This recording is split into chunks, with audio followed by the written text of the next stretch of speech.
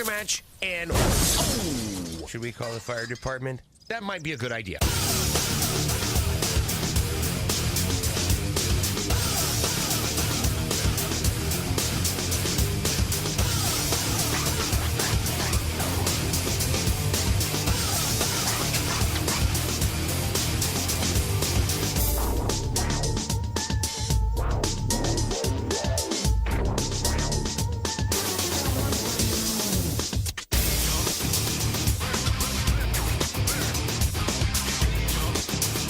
All right, good evening and welcome to the really big BBQ Central Show. Oh, yeah. This is the show that talks about all things important in the world of barbecue and grilling, broadcasting live and direct from the Rock and Roll Hall of Fame city of Cleveland, Ohio. It is the barbecue capital of the North Coast. I'm your program host, Greg Rempe. Happy to have you aboard here on your Tuesday evening. If you want to jump in on the show tonight, more than happy to have you. 216-220-0966. That is the phone number. Email address, greg@thebbqcentralshow.com. Your email address. Everything else you want to find out about the show can be found at the main website, thebbqcentralshow.com. And here's what's happening. All right, come on over here. Sorry. Kiss the girl. Breaking, as a matter of fact, this guy says it best. A BBQ Central Show exclusive news update. Thank you, news guy. Greg Rempe reporting from the breaking news desk here in Cleveland, Ohio, the BBQ Central Radio Network studios. And tonight finds this show at a 60-minute clip. That's right. So, if you're expecting 2 succulent hours of the show tonight, that's not going to happen. I do have a full 60-minute show locked and loaded. Right, so for everybody that's got to go to bed early like you normally do, or you cut out after the first hour, don't feel sad. Don't feel like you're being relegated to the woodshed, anything like that. Due to circumstances beyond my control, 60 minutes is your show tonight. We'll make sure we get in all the reads, all that good stuff, of course. But we do have 2 great guests locked and loaded for you tonight, the first of which finds him making his monthly appearance on the show. The first Tuesday of every month is Dr. Barbecue Ray Lampe. That's right. You know, when I say the first Tuesday of every month, do you realize it is September? Wait, no. It is November already? Days from now, it's going to be raining down snow at a fevered pitch. Yikes. Who else is ready for winter? For people that have the geothermal changes, better known as seasons, who's ready for the cold weather? The Old Farmer's Almanac has this coming winter slated to be worse than last year.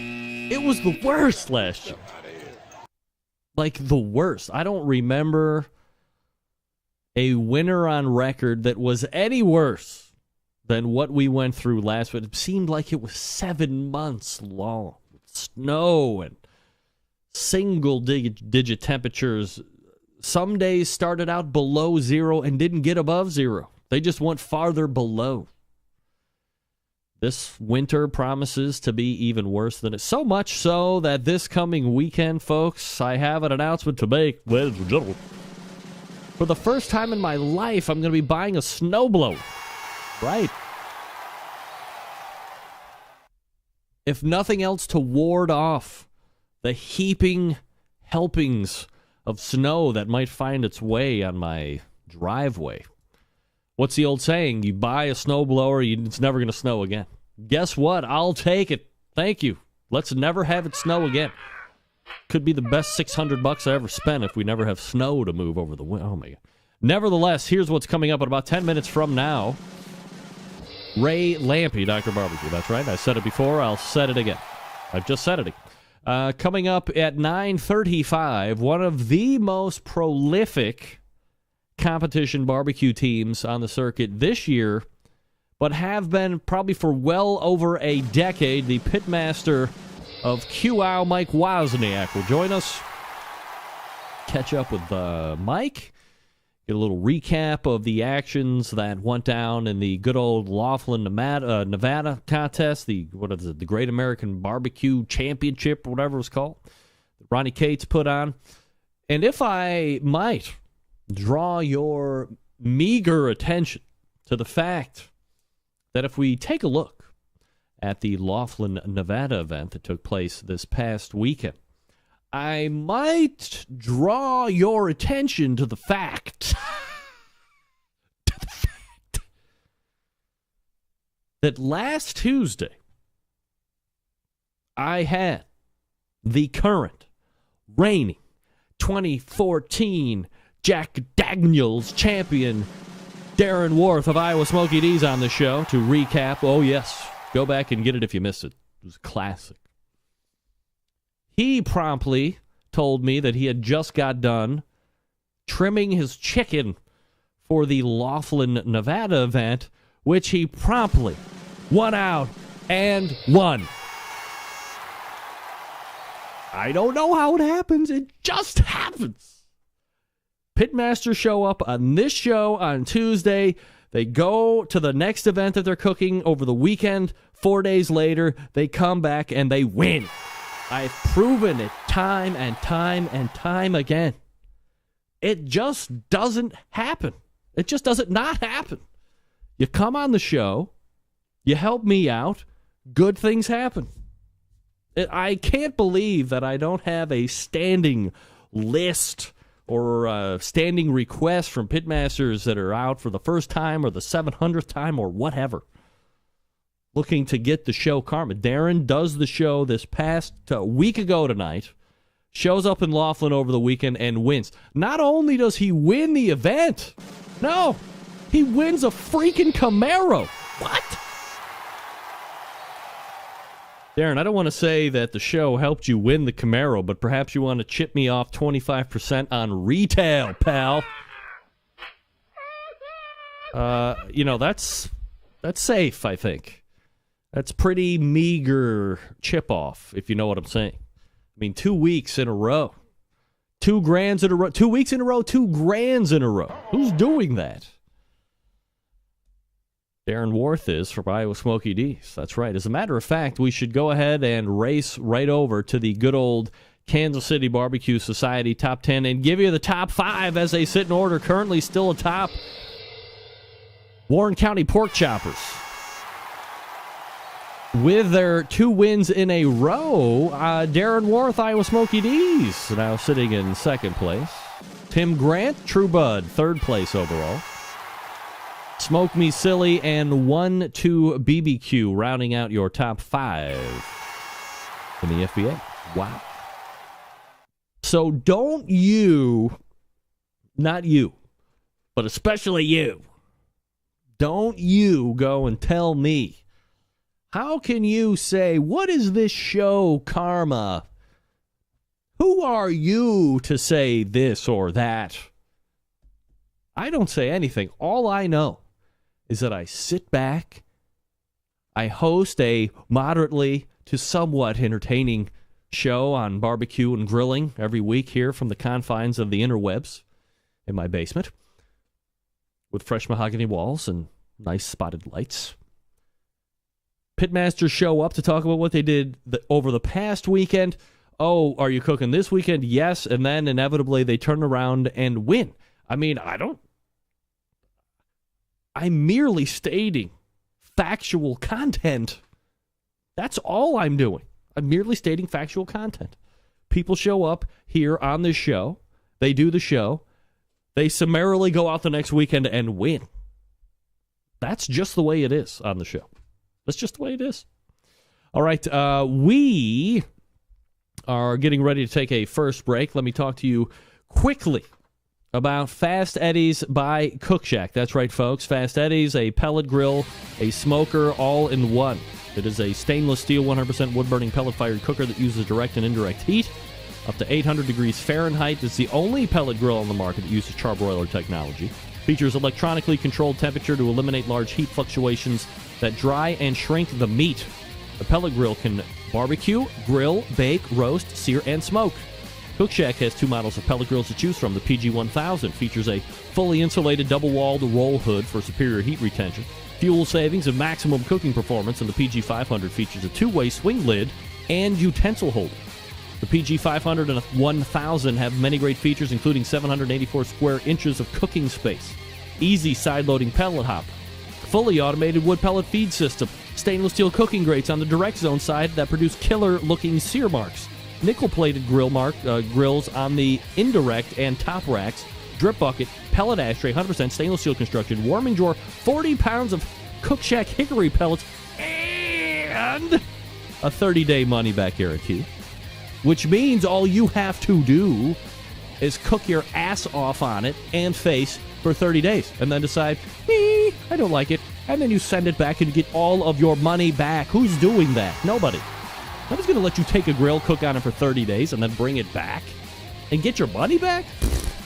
Hogwash. These are versatile pellet cookers that add full flavor to your recipes, including fajitas, ribs, chicken, steaks, desserts, sides, large cuts of meat. They can do it all, including cold smoking. Grilling with wood pellets penetrates the food with an intense smoky flavor. When you cook with wood pellets, the fuel is consistent, the smoke more flavorful. For recipes and how-to videos, check out Cook Shack's YouTube channel. For more information, you can find it on their website devoted to pellet grills called pelletcooker.com. That's pelletcooker.com. Or call Cook Shack 800-423-0698.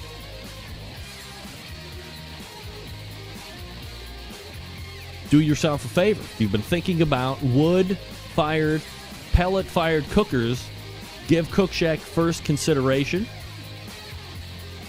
CookShack.com is their main website. 800-423-0698 is the phone number. You can speak to one of their friendly sales associates, experts. Let them know you listen to the show. Let them know that the show encouraged you to stop over and see what's happening. Ask about the PG-500 and the PG-1000. You'll be happy to do. Pelletcooker.com is the website that talks about all of those cookers. Fast Eddie's website, if you will. Pelletcooker.com, CookShack.com, and 800-423-0698. Dr. Barbecue, Ray Lampe, is up next.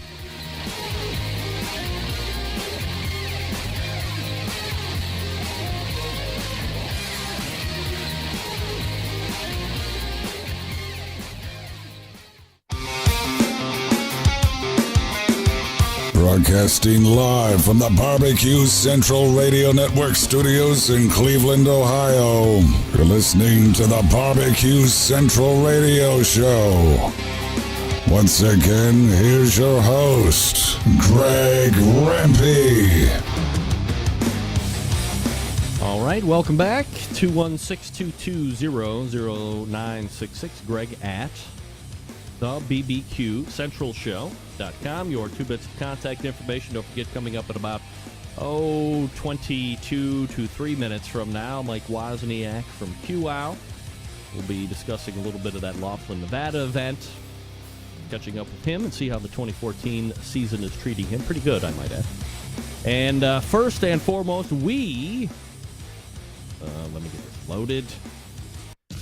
We will do this.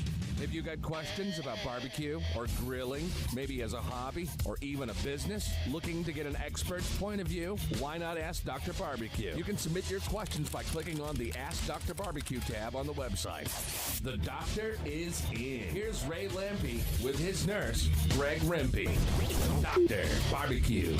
That's right. It is the Dr. Barbecue segment. And joining me is Hall of Famer Ray Lampe. Ray, how are you, buddy?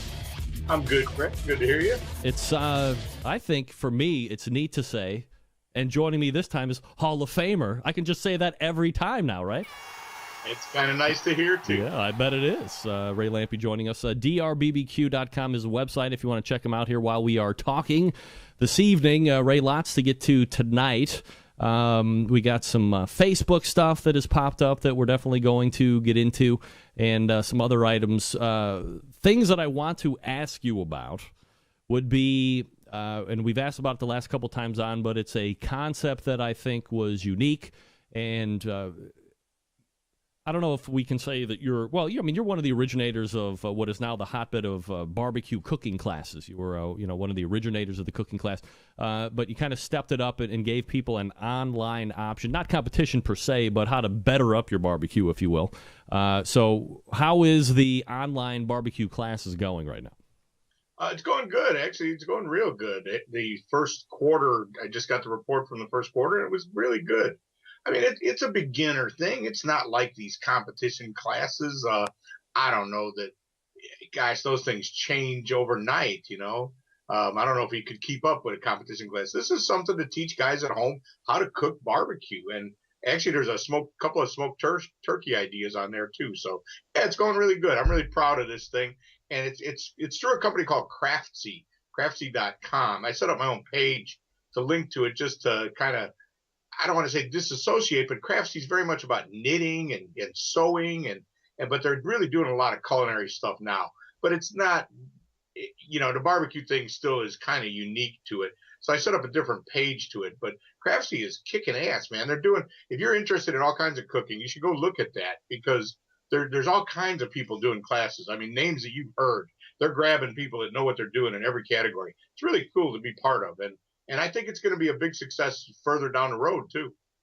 Ray Lamprey joining us here on the show for Ask Dr. Barbecue. We were corresponding a little bit earlier today, and lo and behold, you dropped this mother of all beef tales on me, and you were at an Egg Fest, which obviously you're still the corporate chef for Big Green Egg, had a long alliance and partnership with them. And you're telling me, ask me about 69 pounds of beef roast. And I'm like, well, that was obviously a misprint. 69 pounds of beef roast? Yeah, it's called one hunk? One piece, yes. Oh and I actually didn't want one that was too big. They come bigger. When I was in Canada, remember when you saw those bacon-wrapped alligators and all that stuff we were cooking this summer? A guy from England, Andy Annett, cooked a 86-pounder. But I wasn't sure the 86-pounder would fit in the double X egg, so I requested a 70-pounder, and the 86-pounder might have fit. I wasn't sure, but I had the double X egg at Eggtoberfest, and I wanted to cook something really impressive. And I just thought, because everybody wants to talk about a pig, but the thing is, it's round. It doesn't really work. I saw those guys up in New Hampshire cooked a pig on it, and it's cool. I mean, it's nice to cook a pig on a green egg, but they had to curl it up like a dog. And the last picture I saw of it looked like the back was kind of broke, and it didn't look that cool. The 69-pound beef roast looked as cool as hell. It was just a gigantic leg of beef. It's like a thigh. It used to be a real common, like a buffet at a hotel cut. They remember the guy would have the bone and slice the thing. And you rarely see the bone anymore. I don't know if you're old enough to remember that, but you rarely see the bone anymore. But so I got this thing, and when my friend Chef Eric from Orlando got it for me, because you can't just go in the store and buy this thing. And it showed up, and it's 69.5 pounds or something. We put it on the egg and cooked it for 10 and a half hours. And I sliced it at Eggtoberfest. You always try to one-up the guy next to you at Eggtoberfest, and it was pretty hard it's going to be hard to one-up me after that. I had a carve, but I was hesitating carving it because I knew there was going to be a line. I was just going to have to carve the whole thing. I had to carve straight through for a whole hour to carve the 70-pound beef roast. And we sent the bone home to the marketing girl's dog. He's a giant lab, and I'm sure he was happy. Oh, I bet he was. Ray, so let me ask you two questions. One is Eggtoberfest, I guess, for the people that maybe are new to barbecue or they've been thinking about a Big Green Egg or something like that. What is Eggtoberfest, and how did that genesis come about? Well, it started, Big Green Egg has always had this quirky reputation, and it started with a handful of guys. I think this was the 17th or something like that. They went to a bar, or no, I think they did it at the store, or maybe it was at a bar. There was one of them 57th Fighter Group kind of restaurants in Atlanta, right over where Big Green Egg was. So they all met over there and brought a Big Green Egg and cooked, and they called it Eggtoberfest. And they had another one, and then it grew to where it was too big for that restaurant at like 300 people. I may have the beginning of it wrong. I apologize to the guys that started it. There may be a little bit more to that story that I'm blowing, but it has grown rapidly. And then they had it at the Big Green Egg facility in Tucker. and it got to about 1,500, and it was too big for that. Then they moved it over to Atlanta Motor Speedway in between two garages, and it got up to about like 5,000. Really? And they had the opportunity to move it to Stone Mountain. They always wanted to. They had the opportunity to move it to Stone Mountain, and they did. And now it's about 4,000 or 5,000, and I don't know that it'll ever get bigger or should. But it's like returning to the mothership is what we call it. It's basically 5,000 people that show up to stand around and look at the green egg, which they all have one at home already, and talk about it, how cool it is, and cook stuff and eat stuff. And that's basically it. There's no real purpose other than just hanging around. But it's a beautiful day, and it's a lot of fun. And this is a spirit which is caught on, and so not only is there the mothership Eggtoberfest is the one you're talking about, but people that are fans of the Big Green Egg or other barbecue communities across the country that are devotees or fans of the egg itself have started their own Eggtoberfests, and they range across the country. Yeah, I think there's like 30 some of them now. There's going to be a big one in Melbourne, Florida. There's a dealer, Wasis Meat, that took that one over, and they are going to really step it up I think it's in March in Melbourne. If you're looking for an excuse to come to Florida in March, come on down. It's going to be fun. I think there's like 35 of them around the country. What kind of an active interest does corporate Big Green Egg have with that, if anything? Not much. They offer some guidance, but I think kind of the beauty of it is everyone kind of has a life of its own, and it happens locally and it's organic. I'm sure that because we've got distributors. There are distributors around the country, so there's always a local distributor, and they are involved with most of them. But everyone seems to have a little different life of its own. I try to go to as many as I can, but I can't. I can't spend my whole year going to. Not that I would mind, but I can't really go to Eggfests all year. I've probably been to 20 of them over the years that weren't Eggtoberfest. Can somebody approach you, or have you ever been approached to come out and do an appearance at Eggtoberfest? I mean, you got to be one of the more recognizable names that go along because of the long relationship that you've had with the corporate side. Yeah, I mean, I go every chance I get. Every dealer can request me through the distributor. Big Green Egg pays me to work with them. Problem is, I'm almost impossible to get, and everybody knows that. But the good ones stay with me and keep bugging me and keep a good relationship open. And when the opportunity comes, I go. I mean, I certainly like to. It's just, the scheduling is just hard. Like Diane up in New Hampshire at Tarrenton, old friend of mine, and she just seems to happen often that week is available. So I've been to that one 3 or 4 times up in New Hampshire. And I used to go to the original Egg Fest is in Waldorf, Maryland, at the distributor up there. And I used to go to that one every time I could. And I love going to them. Yeah, I mean, anybody who's having an Egg Fest, always give me a call. The problem is it's like I'm available, except I'm almost impossible to book. Exactly. Ray Lampe joining us here on the show for the monthly Ask Dr. Barbecue segment.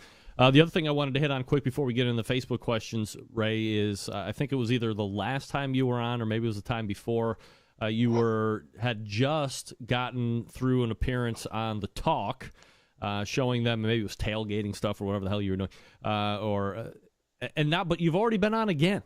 So now you are 2 stops into The Talk. You're like the resident barbecue stud man on The Talk, which is a bunch of broads talking around kvetching, right?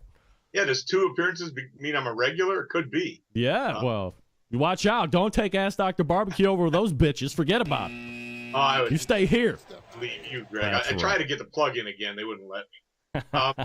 Yeah, they're great. I mean, I was really pleased to get that call again. The original thing came through the National Pork Board when I was promoting the Pork Chop book, and they called back and they were doing I don't know if you saw it, it's on my website, the second appearance. They were doing it's CBS, and they're the home of Thursday Night Football. So Thursday they're having somebody on to do a tailgating thing every week, and they said, hey, call that barbecue guy again. And I went, and it's a great gig. They're as nice as they could be, and the Pork Board loves me going to do it. They help support me on that one, and you actually get paid. I've never done an appearance like that where you actually get paid, but that's even better. But heck, I'd obviously do it for free. So, and they're as nice as could be.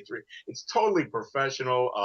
There's every kind of soda you could imagine in the refrigerator when you get there. You got your own dressing room and stuff. It's cool. It's a big time deal, man. Is the studio paying you, or is the Pork Board, or who's paying you to show up? Yeah, the studio. I think it's because it's California. You shoot it at the CBS studios on, the place where they do all the CBS shows. Yeah. So it might be a union thing or something. I don't know. For some reason, I didn't ask. I just took the check. Yeah, right. Run to the bank, cash, make sure it doesn't bounce. Everybody's happy, right? Well, I'm pretty sure CBS's checks are good. Yeah. So, my mind is ever wondering about stuff like this. So you get on a show like the Talk Now Twice. What kind of bumps in any social media or website traffic or book sales spike or anything? Like, what do you see, if anything, from doing hits like that? The first time I was promoting the book, everybody knew that, so they specifically promoted the book, showed it, talked about it, and I saw a bump on Amazon, which you can watch. All authors do is obsessively watch the ratings on Amazon. And I saw a bump there that day, and I know it did help. This time I didn't see anything like that, but I don't follow my web page traffic specifically day to day, so I don't know. There might have been a bump there. I say this to a lot of guys that one appearance like that, even though as big as it is, it's not that one thing that puts you over the top. It's the cumulative. To go on there 4 times a year would be phenomenal. You never get much from that one thing, but over the course of years, you do enough of that stuff and people start to recognize you, and frankly, you get good at it too. It makes it a lot easier to do. But the one thing is, it's about the same as being on BBQ Central. So you're meaning it's life-changing. That's all you had. You went a long way to say it's life-changing, but that's fine. I appreciate it. Exactly. All right, Ray, let me you know what? I'm sorry. I completely forgot about this. When you were talking about the 75,000-pound round of beef that you cooked for Eggtoberfest, at 70 pounds, what's the cooking method there? I mean, this isn't like the 2-inch thick cut steak where everybody's like, wow, I didn't that's really thick. know. So I was guessing. I asked the hotel chef guy that got it for me. I asked him, I said, I'm thinking about 10 to 12 hours at 275. And he said, yeah, that'd be about right. Because in a hotel, they would cook it in like an Alto Sham, a slow cooker overnight, roast it. And so I was just kind of trying to emulate that. But we got it on a little later than I wanted to. So I wasn't sure. So I bumped the temp up to 300. I put the plate setter in the egg, put the guru on there, and set it at 300, and which probably cooks a little lower than that because the temp is reading up here. You put the clip up on the temp gauge up there, so it probably cooked about 275. And I left there. We put it on about 8:30 at night, and I got there at 7 in the morning, and it was done. So I made sure to get there at 7 just in case. I didn't expect it to be done, but it was. But you got to remember, it's a beef roast too. I only wanted it. I was hoping to get it off about 130, 135, and I think it was about 140 when I got there. But it actually was great because it rested then from 7 till like 11 when I served it. So you always want to. The bigger something is, the longer you want to rest it. Well, the 70-pounder needed a 4-hour rest, and actually it was perfect. It was a little more done than I would have liked, but it was tender and juicy, and that way you didn't have people saying, "Well, I don't want the rare piece." And it was definitely not overdone. There was plenty of pink in there, and yeah, it was. Next time I don't know. I'm guessing it would take about the same time. It was a shot in the dark. I'm glad I went at 7 because if I'd have showed up an hour or two later, it would have definitely been overdone. Yeah, for sure. Ray Lampe talking with us for the monthly Ask Dr. Barbecue segment. drbbq.com is his website if you want to check it out. I have a Facebook question from famed competition barbecue pitmaster and show sponsor Dave Bosca from Butcher Barbecue. Really good question, by the way. I don't know if you had a chance to look at it here prior to the show, Ray, but it says, if you had the chance to write a cookbook that wasn't barbecue, what would it be about? Yeah, that is a great question. Dave's a good old friend, man. I first met Dave when he was first trying to develop the butcher injections, and I got to try some of the original stuff, and we've been friends ever since. He's a good guy. The reality is I have had that opportunity, but not too far off track. I wrote the NFL book, which included salads and sandwiches and oven-baked stuff and soups and chilies and a lot of things that weren't barbecue. So that was my first opportunity to get away from it, which really I enjoyed that because of the diversity. Because I do like to cook besides barbecue. I really probably was a better cook in the kitchen than on the barbecue pit in the early days. So I was really happy to do that. And then pork chop as well is probably half the recipes are grilling or smoking, and the other half are cooked in the oven as well. So I've had the opportunity, but really neither one of those is too far off track. If I could write, the one thing I like to cook probably more than anything is soups and stews. But I don't think anybody's ever going to hire me to write that book. So I sneak them in where I can. You can always cook a stew or make a chili with some smoked meat. But if I had my choice and I could write one book just that nobody cared about, I would write a book about soups and stews. Let me ask you something. Staying in the stews vein, at least up here in the Northeast, we're going to start experiencing winter rapidly, probably as early as the weekend. And stew is always associated with the warming, the comfort food and stuff. Do you have a go-to recipe for stew that you would tell people about? No, I really don't, because it's funny when I cook barbecue or grilling or that kind of stuff, I always have to measure because I'm writing recipes. So there's a scale and a bunch of measuring cups and tablespoons and stuff in my kitchen because even if I'm just making dinner, before I would throw something in the pot, I'll measure it. Now, I've gotten to where I can pretty much tell you how much I'm going to put, but I still measure it before it goes in there. If I'm cooking a soup or a stew, I really don't. It's kind of like whatever's around. So no, I don't. The one thing I'll tell you, all my soups and stews do end up really heavy on the meat. It's funny how that happens, and there's generally not a lot of green vegetables in there. So they do tend to get extra rich and heavy, but maybe like a beef barley soup, that it's not technically a stew, but boy, if you put too much barley and too much beef in there, it gets to be like a congealed thing. And on a cold day, that's pretty good eating. Do you have a suggested kind of beef for the stew, or whatever's on sale is good enough? I look for something with a bunch of fat in it and bones if you can get it.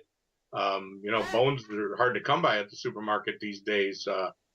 But always if you're going to make a stock like that, shanks are good. I like beef shank. You see those cross-cut shanks in the store because you'll get this texture to the soup, the collagen. You'll get like a gelatin from the bones and that shank meat, and the soup will just becomes gelatinous and it gets that mouth feel, that like kind of gooey texture to it, and I love that. I just think that's Adam Perry Lang. When I first met Adam, we were talking about something like that, and we were talking about lamb shanks, and he said that's chef food, and I always think of it like that because it's that that cut that everybody walks by in the store, but if you cook it right, it magically makes this sauce around it that is just not like anything you ever had before. Ray Lampe is a Hall of Famer. You find him here on this show once a month. His website is drbbq.com. If you have questions for next month, shoot them over, askdrbbq.com. That will be December. Oh, my God, the first one. We're already in November, Ray, if you can believe it or not. And as always, I appreciate the time. We'll talk soon. My pleasure, Greg. Good talking to you. All right, take care. There he is, Ray Lampe, Dr. Barbecue, for the weekly Ask... Pete! It's not weekly. For the monthly Ask Dr. Barbecue segment. Always appreciate that. I'll talk to you quickly about Big Pop Smokers, the one-stop shop for anyone interested in barbecue, featuring comprehensive selections of all American-made grills, spices, sauces, accessories, even a kit that gives you everything you need to make a world-class smoker out of a 55-gallon drum. Big Pop Smokers has made a name for itself by making an award-winning line of championship rubs. The rubs have won almost every major competition barbecue event, to include the 2012 and 13 World Series of Barbecue in Kansas City, the 2012 and 14 Jack Daniels Invitational, 2013 Kingsford Challenge, 2014 Houston Livestock and Rodeo, and many more to come. BPS also banded together with fellow California-based barbecue rub company Simply Marvelous Barbecue to form what has now become known as the West Coast Offense. Defying conventional wisdom, these two California-based barbecue rubs have cornered the market on competitive barbecue and begun to redefine flavor profiles that competitive cooks from across the country have begun to aim for. They've even created two of their own unique competitions, King of Smoker, which brings the best of the best in the barbecue world head-to-head in a back-to-basics competition. King of the Smoker unique in the fact that contestants may not use any electric devices such as pellet cookers or pit minders. Contestants are just allowed to use charcoal wood and their wits to win one of the most high-stakes barbecue competitions around. The other competition that BPS has started is known as the Guinea Pig. That is a cost-controlled competition that helps bring in newcomers to the competitive barbecue world. It also features prize distribution all the way down to 10th place in each category, which helps provide incentive to get new competitors into the world of barbecue. On top of all of that, Big Papa has created a unique brand ambassador program, the BPS Elite Team, featuring 15 of the best competition teams in the country working together to promote camaraderie, competition barbecue, and to benefit children's charities across the United States. Keep in mind, Big Papa Smokers has been able to do all of this within only 4 years of being in business, turning the competition barbecue world on its head, creating their own unique competition, becoming a staple of a nationwide restaurant chain, and benefiting children's charities across the U.S. It's just the beginning for Big Papa Smokers and their website, bigpapasmokers.com. Check them out. Also, a public service announcement from Stephen DeFranco. That's right. Christmas coming soon, folks. Visit Stephen DeFranco right now, StephenDeFranco.com, 440-943-2700. That's 440-943-2700. And tell Stephen you are ready to make purchases. You want to consult with him, look at the watches, the rings, all the jewelry, all that stuff, StephenDeFranco.com. We'll make sure you're hooked up with exactly what you're looking for, not try and upsell you on anything. Forget about that. Feel confident that Steven is going to take care of you. He's the guy I buy all my jewelry from all the time. Repairs, everything, you name it. You can stop in, see him in person because you're in Greater Cleveland. He would love to do it. Otherwise, tell him your barbecue brother or sister when you call him on the phone, 440-943-2700 or StephenDeFranco.com. We are back with Mike Wozniak right after this. Stick around. We'll be right back.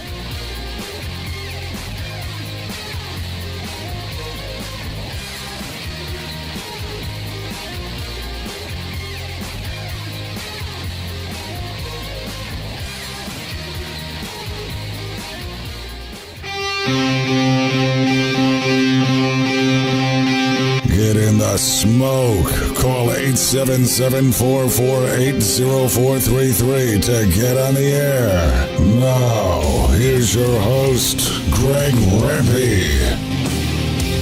All right, welcome back. Thanks again to Ray Lampe, 216-220-0966. Greg at the BBQ Central Show.com. Don't forget, we are ending top of the hour tonight. My next guest, a championship award-winning pitmaster, winning competitions too numerous to mention probably at this stage of the competition career. But we race to the hotline and welcome back, good friend of the show, pitmaster of QOW, Mike Wozniak, joining us here on the show. Mike, how are you, buddy? I'm doing fine, Greg. How about yourself? Doing absolutely fabulous, Mike. Appreciate you making time for the show, as always. Have you, made it back home? Are you still kind of in transit after the Laughlin, Nevada event? My wife and I are holed up in David Qualls from American Dream Barbecue. You know, we're holed up in his casino at the hotel here in beautiful Miami, Oklahoma. Tomorrow we're going to make our way to Springfield, Missouri, and then Thursday we'll do the St. James, Missouri double. And that'll be probably the end of the KCBS competition for the year. So double, that means two competitions back-to-back then? Yes, it does. Wow, brutal, right? You're well-seasoned, though, at this point of the barbecue career. You can do doubles every day, probably. I'd prefer not to. I am burnt out. I'll tell you what, this is the end of a long... We've cooked every weekend since the 1st of March, and I need some time off. I'm burnt out. What do you think of this Buffalo Thunder casino out there? That's a pretty nice place, right? Yeah, we had a double contest here in March. In fact, that was our opener. We did a double here, and I think we took a 3rd and a 4th overall. We got a 180 in ribs. It was a nice concept. I think David is planning on doing another double next spring. I don't know if it's confirmed yet or not, but if he has one, we'll be here because he was a great host. Well, I can't tell you for sure if he has it or not because I have not been asked to come back out and MC. As soon as I hear that, though, I'll let you know, Mike, and then we can firm up plans, and that'll be great. All right, so let me ask you about this past weekend. You were in Laughlin, Nevada, a lot of good teams out there.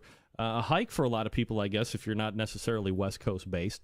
And you see this this guy, Darren Worth, who the week before wins the Jack Daniels, turns around and now wins Laughlin, Nevada, and a car to boot. He's seeing a pretty good 2 weeks of cooking, isn't he? Darren's had an excellent year. Actually, about a year and a half. Darren and I started out about the same time. They started out about a year later. And because they're from Iowa and we're from Illinois, we've competed against them for all these years just because of the proximity. And, my wife, she's still a little upset over losing that Camaro by a point, by half a point. But, he deserved it. He cooked very consistent. We had 2 good categories. And what killed us is I overcooked the chicken dark meat slightly, and I definitely overcooked the ribs. They were on the soft side, so we had to cool them off so they'd stay on the bones. But it was probably my mistake that we're not driving that new Camaro. Aside from the obvious question, is winning a car exciting? Is that something that you are interested in, like getting a car, or is that something that you're figuring out, hey, we're going to go down there, if we win it, somebody's driving it back, or, is it not that big of a deal? No, that would be a very big deal. We won that particular contest 2 years ago, and there was not a car. Last year, there was the first year they had a car for the GC. I think we were 4th, and then this year we were 2nd. And, we've already had figured out Beth would just drive the car home, and Flock won't be. It might take us a week to get home, but we'll get there. Yeah, absolutely. And half a point, so that's almost like a bigger kick in the ass than it would normally be, right? Yeah, we've lost by less than that, but that was a lot. You're talking about a $50,000 Camaro, so. When you look back at the categories, you mentioned chicken and ribs specifically. I think there was a perfect score in there somewhere too. Was that the pork that was perfect? We had we had a 180 in pork, and then there was the tie in brisket. There were 3 180s. They were all perfect. And in fact, our pork, we were a little, pork's a funny category. Earlier on in the year, we had a 180 in pork in Washington, Missouri, and then like 2 weeks later, same exact pork.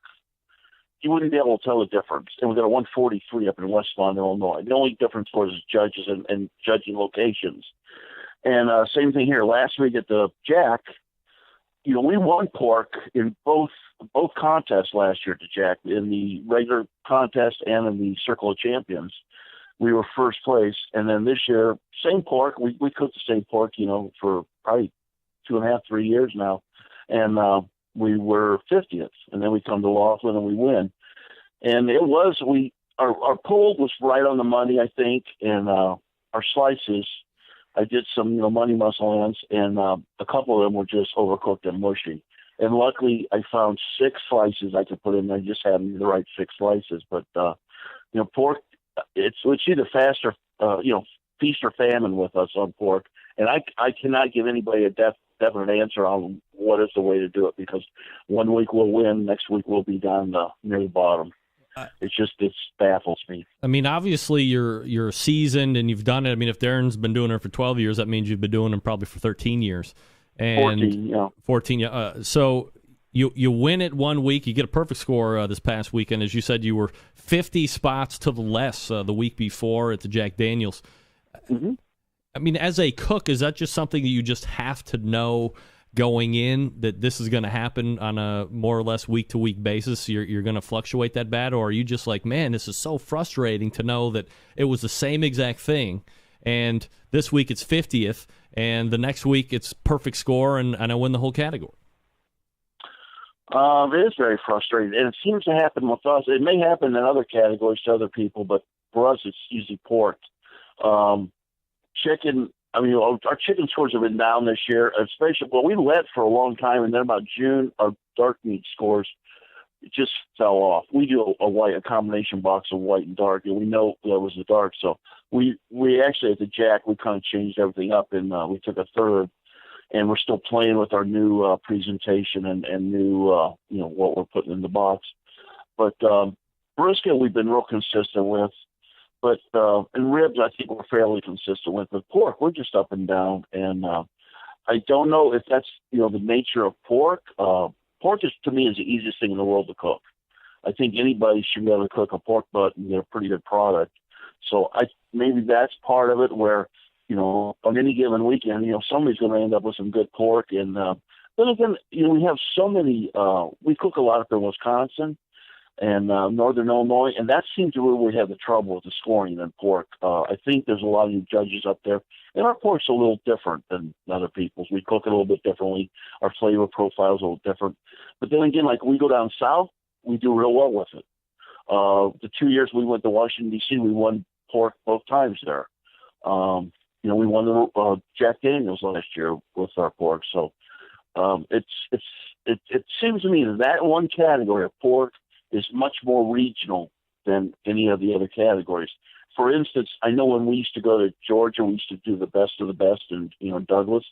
The last year we did it, it was an invitational and open. And the first day we were averaging pork. And the second day, you know what I'm going to do? I'm just going to pull it down and just mush it because that's what I heard they liked. And I did that. I mean, I literally poured juice on the foil on it and just mushed the pulled part of it. Our slices were the same as they always were, and we got a second place pork. Wow. And it was pork that I personally, I don't like the mushy pork. I don't like to see it with all that juice in it, but it did well down there, scored well. So to me, it's a regional thing.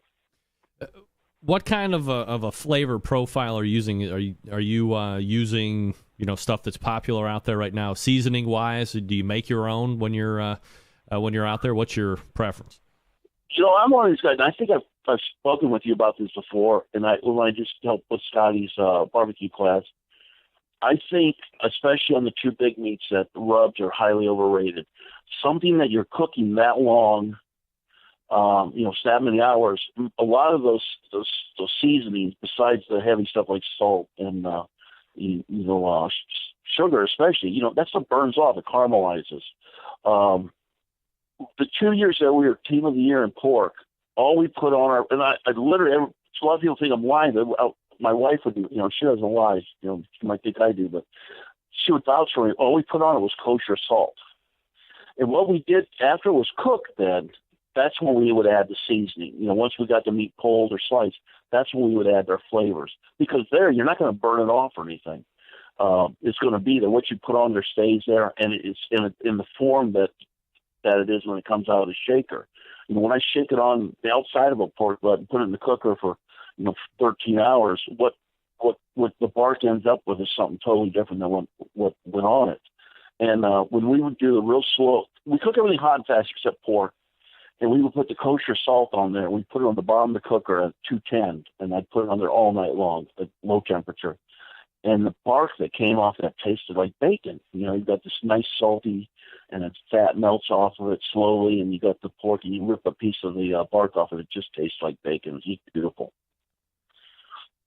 So, that just seems like so divergent from what everybody would sit here and tell me on a week-to-week basis. Oh, it's this rub or it's that rub, and it's a lot of this and it's a lot of that.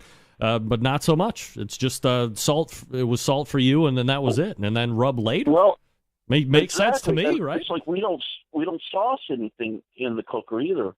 When we sauce, it's in a trailer. It's not going back on the heat. We found, because we used to put a lot of honey in our sauce, and we found that when we put it back on, the smoke and heat were really changing the flavor. Like honey, I think agaves is a real delicate one. I know some people use that. It's really susceptible to reheating. You change the flavor of it. So we just got away from that. On our ribs, I season those late. Put a little light seasoning on them to begin with, but when they're done is when I season them up again before we take them into the trailer and sauce them. I try to do everything light because now my seasonings are on there and they taste like they came out of the shaker. I know there's a lot of people that swear by this or that, and I don't find that that's true. I mean, I've been doing this a long time, and I've done everything a lot of different ways. And like ribs, we used to do this where you put your seasoning on, put it in a plastic bag Friday morning, and then cook it Saturday morning. Well, you open them up, and your bag's full of all this liquid. You're pulling all that natural juice out of the ribs. So we don't touch our ribs until 10 minutes before I put them on. I put them on at 8 o'clock in the morning Saturday. That's the first time I touch them out of the cryovac. I mean, they're already trimmed. I got them trimmed down the sides, yellow fat trimmed off them, but they haven't been touched. You know, we re-vacuum pack them, and we don't touch them until 8 o'clock, right before 8 o'clock. Put them on for a while, smoke them, and then we season them. We give them a little smoke before we season them. We find that works really well. Mike Wozniak, the pitmaster of QOW, joining us here on the show. Mike, you're going to be doing the double this coming weekend, and then you said that'll probably be it for you for the year. 2015, a little ways away, not much farther, though, anymore. Do you still anticipate doing as many competitions next year at this point, or do you see that changing at all? At this point, I don't know. You know, right now I got a bad knee. I'm all busted up. It's been a long season, but yeah, we'll probably start out in March and see what happens, and you know, cook every weekend for a while. We do have a summer vacation plan. About every 5 years, my wife's family, we take a summer vacation in Florida, which that seems like the stupidest place to take a summer vacation, but that's where we're going. And so that'll take like 2 weeks off, but you know, we'll cook and then and see how it goes. You know, this year we started out like gangbusters, and then you know, sort of in the middle of the season, everything kind of fell apart. We're still right up there in brisket. We've got over 2,800 points, which is an extreme amount for a category. But Donnie Bray, the guy's just phenomenal. He's got way more points. You know, he's got 28, close to 2,900. And so there's no point in us trying to catch him. And so that's why I think after these next two contests, we're probably done.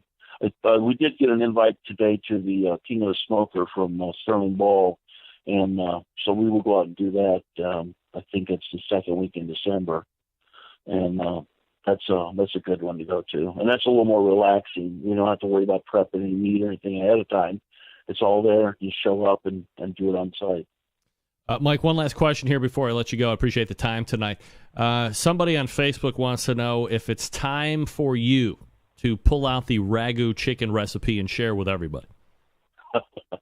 Well, that's probably, Scotty Johnson or Parrot Head out of South Dakota, because I've always accused them of putting Ragu. It's got some kind of Italian seasoning in their chicken recipe.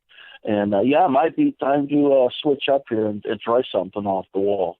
All right. Well, we'll see how that works out. Mike Wozniak is the pitmaster QOW. He's doing a double this weekend. Mike, always appreciate the time. Thanks so much for coming out tonight. Thanks, Craig. You got it. There he is, Mike Wozniak. Blake Moody says Mike has forgotten more about competition cooking than I will never know. Let me tell you something. For the folks that have I don't want to say no idea who Mike is, because quite frankly, if you've followed competition barbecue for any amount of time, for any given competition season, you know he's right up there always in the top of each category, typically in the top 20, top 10, sometimes leading the King of the or Team of the Year. He's been a KCBS Team of the Year. I believe he's even might have tied for one and then won one outright or something like that. So in the genesis of competition barbecue, QOW has been one of the top teams for nearly a decade and a half. Not like because they cook a lot, because they win a lot. They win a lot. They've won a lot. Easily one of the most prolific competition cooks that is currently still on the competition circuit, but that you will probably ever see in the course of competition barbecue history. So always appreciate the time that Mr. Wozniak gives to this show. Folks, let me talk to you quickly about the Barbecue Guru, longest-running sponsor of the show. It's automatic pit temperature control devices, right? So if you don't want to tend to pit temperatures, none of that stuff, you go to thebbqguru.com or you call them, 800-288-GURU. Ask them questions that you have. If you want cookers, look for the Onyx oven. Fully insulated, holds a ton of meat, winning on the competition trail and in the backyards. Of course, they're going to work seamlessly with all the other Guru pit temperature control devices that you have, but this is the stuff you want to look at. PartyQ, CyberQ, Wi-Fi, a number of other different things to make your barbecue and grilling life easier. 800-288-GURU. That's 800-288-GURU or thebbqguru.com. And, of course, I got to talk to you about Butcher Barbecue, baby. Yeah! The new stuff is out. The pork, the open pit pork injection. Hotcakes, baby. Everybody's buying it. You should too. Of course, you know about the other stuff that Dave has, the beef injection, the prime injection, the pork injection, the bird booster, all stuff available for sale right now at butcherbbq.com. If you're looking for the go-to rubs and sauces, you know you can stock up right here. A full line of award-winning rubs and sauces. Everybody knows I love the honey rub. Give me a 5-pound bag. I'll make it work all day. It's 50% of the North Coast offense, which I've only named because I'm the only one that uses it, and I live on the North Coast. Nobody else can say that. Honey Rub is 50% of the North Coast offense. I'll talk to you about it offline if you ever want to know. It'll charge you a price. If you inject with Butchers, use the Premium Rub. Formulated to work with that injection. Perfect 1-2 punch to impress judges and friends alike. And then, of course, you know the sweet barbecue sauce. I've drank it here on the show right out of the bottle when I first got it because it was that good. You're going to want to buy 6 because they're going to go fast. No worries about breaking the bank on shipping either. Items totaling up to $55 ship at $8.50. Between $55 and $200 ship at $9.75. Or just save yourself the shipping costs. Order $201 worth of products and are all shipped for free. If you have any questions, Dave is there to help you out. He's going to help you with the backyard stuff. Maybe if you have some questions about competition, he may or may not answer those questions. But typically he does. He's a good guy. ButcherBBQ.com. That's ButcherBBQ.com for all of the stuff, all the injections, the rubs, the sauces. You'll be happy that you stocked up. Trust me. Send me an email. Tell me I'm a liar. We'll fight. I'll see you on the street. We will fist fight. ButcherBBQ.com. Always trust your butcher. We're back to wrap up the show right after this. Stick around. Be right back.